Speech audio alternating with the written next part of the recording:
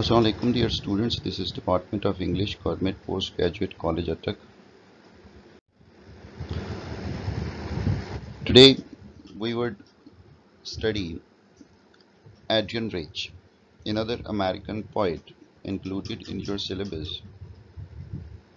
She is a major feminist poet in the 20th century. The question is, what is feminism? Before we come to the poetry of Adrian Rich, we should study some basic concepts related with feminism.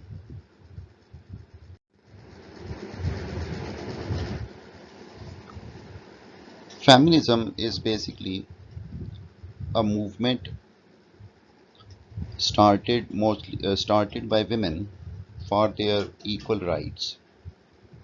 Feminism has a very old history, but in the recent centuries, usually it is believed that it started in the 18th century with the publication of a document by Mary Wollstonecraft, in which, in that document, she demanded that women also need the same kind of education as males. She also demanded many other rights for women. Later on, many other feminists in the 19th century, they also contributed a lot in demand for equal pay and right to vote for women. So if we look at this movement from a philosophical point of view, then what are its basic assumptions, or what are its basic uh, points on which feminists agree and they demand their rights? On what basis? How they look at the society, how they look at this uh, difference between male and female. First, our first point of discussion is, what is patriarchy? Patriarch, the word patriarch, it means simply father. In the primitive societies, the basic unit of the society, when the societies had not developed yet, the basic unit of the society was family. Men, because they were more powerful from the physical point of view, so in those times, when it was very hard to get food and to protect one's family, men, they adopted this role of the head of the family, because they were the ones who would provide shelter and food to the members of the family. The father, the father of the family, he became a de facto head. Now, when later the societies were evolved and became more complex, when there were tribes, for example, the tribe, the chief of the tribe would also consider himself as the father of the tribe. And then in the feudal societies, when the king, the king would consider himself as the father of the whole country. Patriarchy is basically a social formation, a social structure that is defined from the perspective of men. that is, in which the law, the morality, the rules and regulations, values, customs, all these things are defined from the perspective of men, or the men were the ones who defined them. Now, because men, they were in the position of power, so they allotted women a very limited space in the social structure, in the social decision making.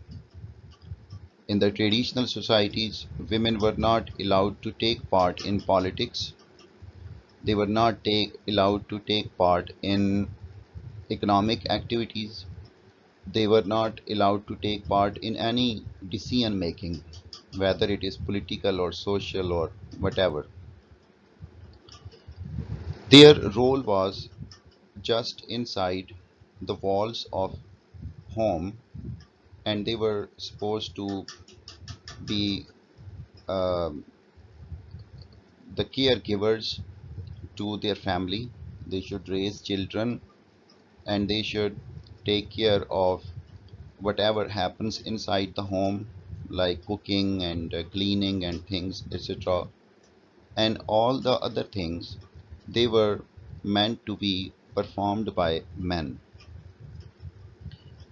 In this way, men, they became politically very powerful. They had all the decision making in their hands, and women, they were deprived of all these positions of power.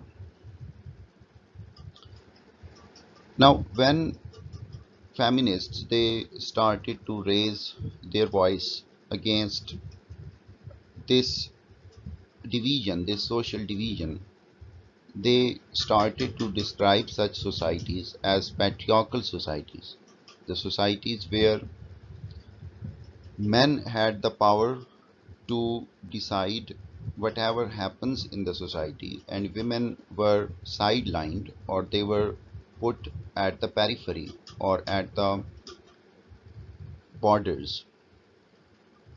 Such a society where, so we can, how can we define patriarchy? Patriarchy is that kind of society in which the major positions of power, whether political or economic or social, they are controlled by men, and women, they are not allowed to have any share in them. Even though in the modern world we find that the situation is not the same as it was 200 or 300 years ago, but still the major positions of power, they are in the hands of men. So we can safely say that even in the 21st century, most of the societies of the world, they are patriarchal societies, societies controlled by men. Now, feminists are of the view that patriarchy is an oppressive system. It gives, it does not give women the space to explore themselves, to explore their talents.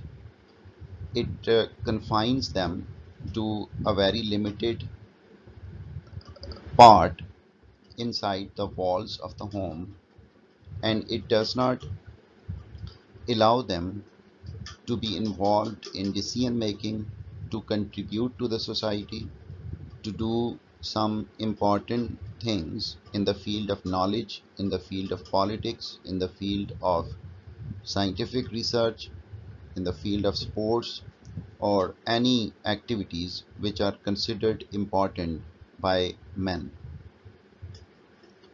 So, this leads us to our second point, that of traditional gender roles. According to feminists, they are of the view that patriarchal societies, they give men and women traditional gender roles. What are traditional gender roles?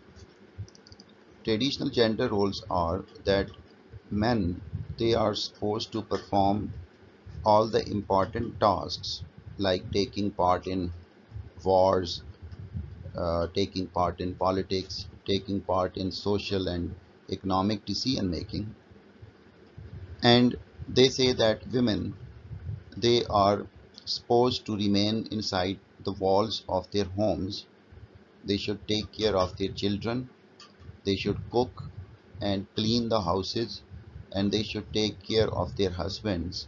And this is just their role in the society. These are what we call traditional gender roles.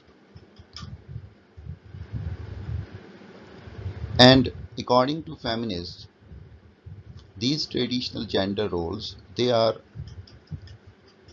defined on the basis of biological essentialism. What is biological essentialism? Biological essentialism is that women, they have they are biologically or physically just born to perform these roles, that is living inside the home and doing um domestic chores and taking care of their children. They are biologically suited for that, or they are biologically created for that purpose.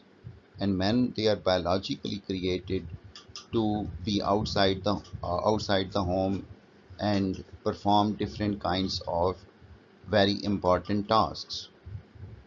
This is what we call biological essentialism, that we are biologically programmed to perform certain things. Feminists are of the view that biological essentialism does not exist, that nobody is born to perform a particular role. All the roles are socially determined, not biologically determined. That is, it is the society that decides that what person should perform what kind of role. If you continue to tell a person, for example, a girl, that she, from her early childhood, that she is supposed to perform a role inside the home, and she cannot go outside, or she cannot perform any active role in politics or in society, then she would start looking at herself from that angle, and she would never try to perform anything else. Similarly, if you continue to tell a boy that he is supposed to perform this particular role, then he would look at himself from that angle, and in this way, he would be the one who would define himself from that perspective. So it is not the biology that is defining our roles, but it is the society, because the society continues to tell us that we should perform this particular role, or we should perform that particular role. So this leads us to another very important point in our discussion of feminism, that is the difference between sex and gender. Now, sex is biological. We are born either as a male or a female. But gender is social. Gender is what role you have to perform in the society. Um, when we say that women are supposed to perform just a role inside the homes, that they should remain inside the walls of the home, they should just um, take care of their children, clean the house, and cook for their husbands, then we are assigning a role to them, and this role is what we call gender. Similarly, when we say about men, that men are supposed to go outside, they are supposed to take active part in politics and economics and other social matters, then we are assigning a role to them, and that is the role of a man, which is defined by the society, and role of a woman that is also defined by the society. This role is gender. Now, what a patriarchal society does, that it assigns gender roles to men and women. It tells them that you have to perform this role and you have to perform this role. And later on, it builds this ideology that the gender roles are not social, that it is not the society that has asked men to perform in the in the field of in the field of politics or in the field of economics, and it did not tell women to perform in the field of home, but it is biological that we are born to perform such kind of roles. So there is a difference between sex and gender. The feminist says that we should not confuse the two terms. Gender is socially constructed. Uh, it is the society that tells us that we should perform this role and that role. But sex is something we are born with. We cannot change it. But this we can change the gender roles. We can make space for the gender roles. So there are some other very important points as well in our discussion of feminism, and we would explore them in our next. Till then, take care.